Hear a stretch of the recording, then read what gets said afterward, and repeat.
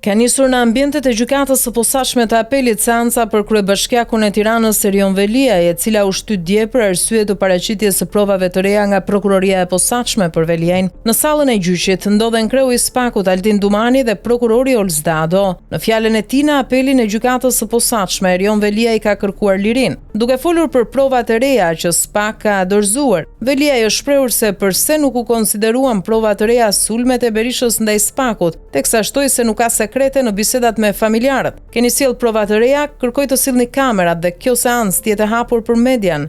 Sillni mediat që t'i deklaroj publikisht edhe para tyre përgjimet e kryera ndaj meje. Nuk kam asnjë sekret në bisedat telefonike me familjarët e mi nga kabina e burgut. Më izoluat një muaj në burg që të gjenit prova të reja.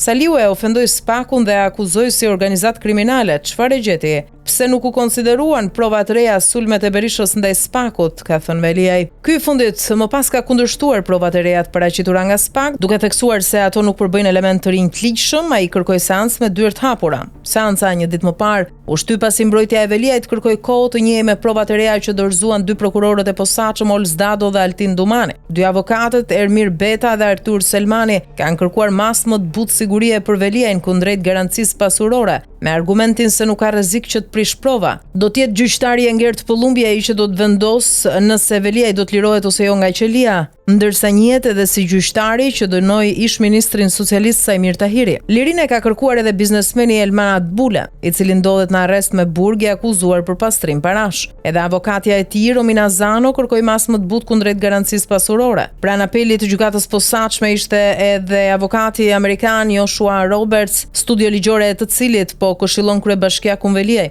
Avokatët mbrojtës të tre biznesmenëve, shkëlqim fush agentian Sula e Meriman Palushi, kanë kërkuar heqjen e masës sigurisë detyrim paraqitje me argumentin se nuk është në nivelin e standardit ligjor pasi sipas tyre provat nuk janë të mjaftueshme. Sula dhe Palushi nuk ishin të pranishëm fizikisht në seancën e djeshme gjyqësore, ndërsa u përfaqësuan vetëm nga avokatët e tyre, ndërsa të tre akuzohen për korrupsion aktiv. Masën e sigurisë nuk e ka ankimuar në shkallën e dytë të gjyqësorit Ajola Xoxa, Sokol Kureziu dhe Fatmir Bektashi. Kryebashkiaku Veliaj mbahet në qeli që prej 10 shkurtit dhe akuzohet për veprat penale, korrupsion pasiv dhe pastrim parash, të kryer në bashkëpunim me bashkëshorten e tij Ajola Xoxa, e cila po hetohet në mas detyrim paraqitje edhe për mosdeklarim pasurie.